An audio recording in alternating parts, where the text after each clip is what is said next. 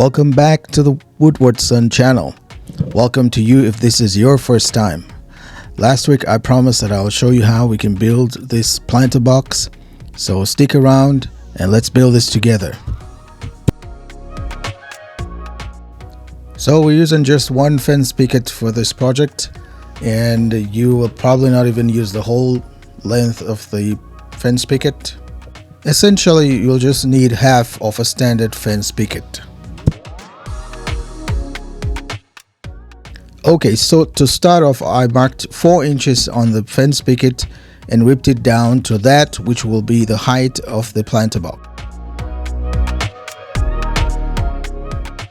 And then for the width, we're doing 9 inches wide for the planter box.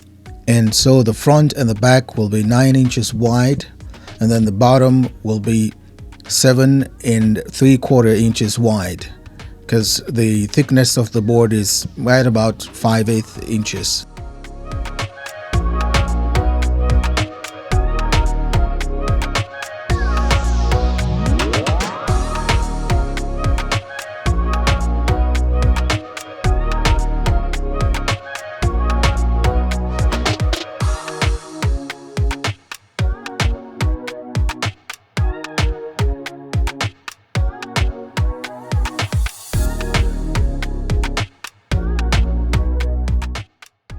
The two sides will be 4 inches wide by 4 inches tall.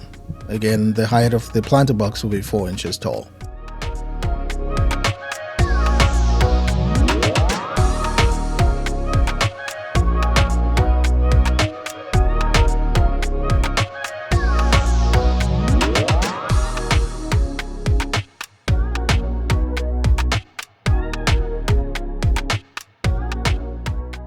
Now, to keep this build simple, I try to make most of the cuts similar.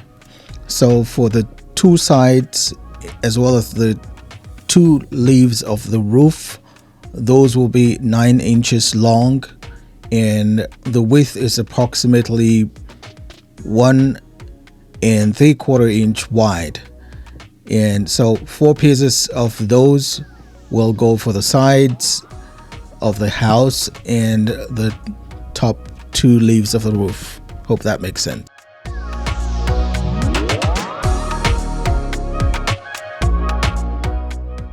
To connect the 2 sides of the roof to form the peak of the roof, I'm cutting those sides at 45 degrees to give me a 90-degree angle. On the 2 sides on which the roof will be resting on, those will also be cut at a 45-degree angle to accommodate the 2 sides of the roof.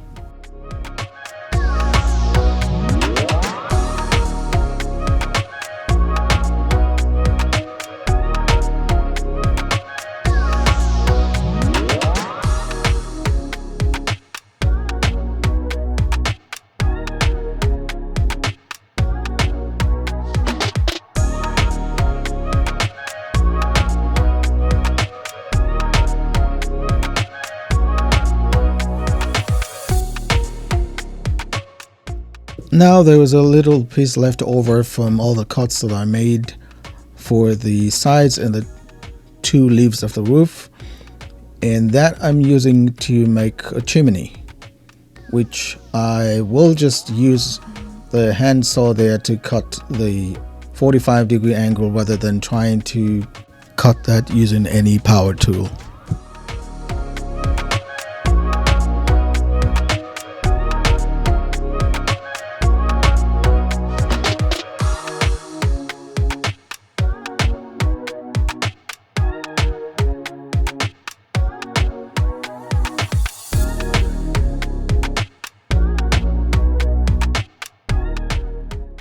So you would notice that I have gloves on today.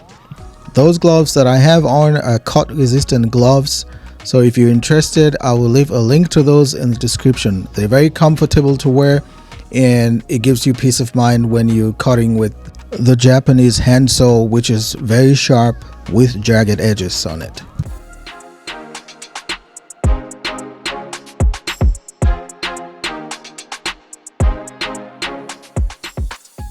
Okay, with all the pieces now cut, it was time to start doing the assembly. And here's a quick recap of the width of the sides, the bottom, and the front and back. And remember, the height of the planter box that will hold the flowers is 4 inches high. But this is something you can make using the height of the fence picket as large as you would like it to be.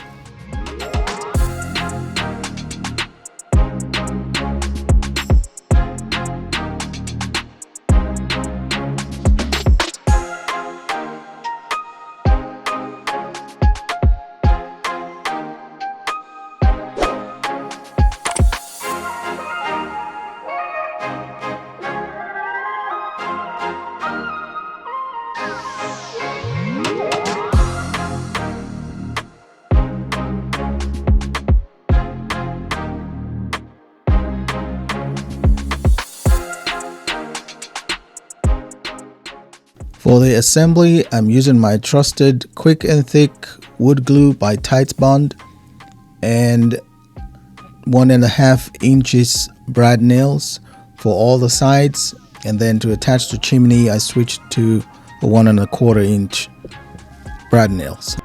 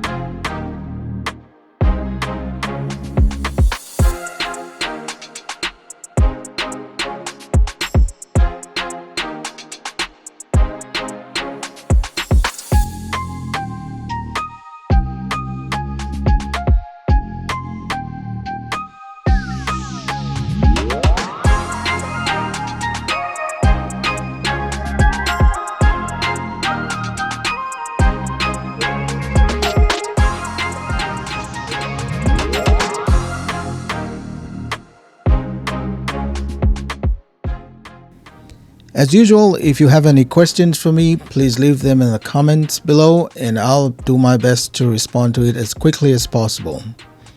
And please, if you find any value in this video, please click on the like button and share it with somebody else who will be interested in building one of these.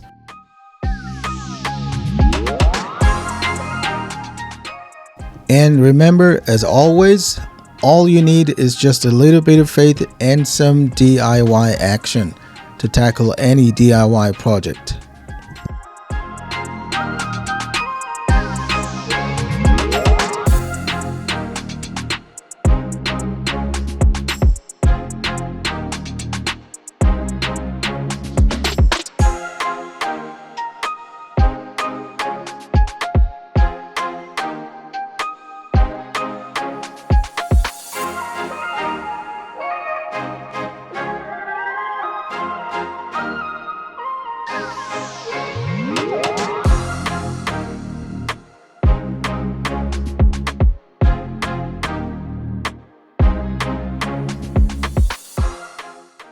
I don't know about you, but I like these rustic project builds. Let me know what you think about it in the comments. The distinct and sometimes unique character of rustic products make them conversation starters. What do you think?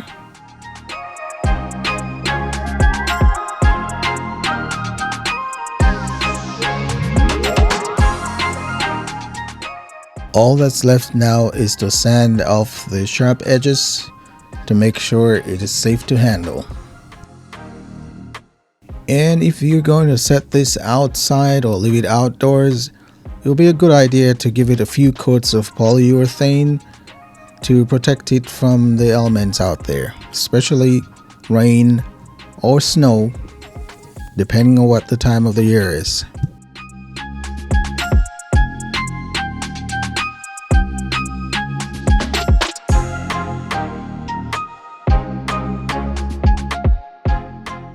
To set this up, I'm just using a bunch of artificial bouquet that I got from Walmart and some foam balls that you can get from either Walmart or craft store, or I think you can even get it from the Dollar Tree store. I'm just using what I had handy, and they're very pretty easy to use. You just stick the flowers in and do the arrangements in a pattern that you like. I probably should have let my wife do this part of it.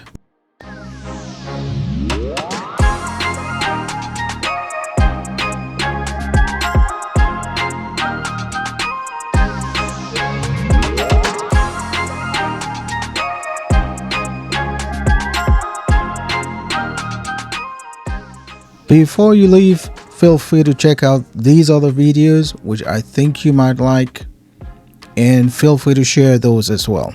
Thank you, I appreciate you.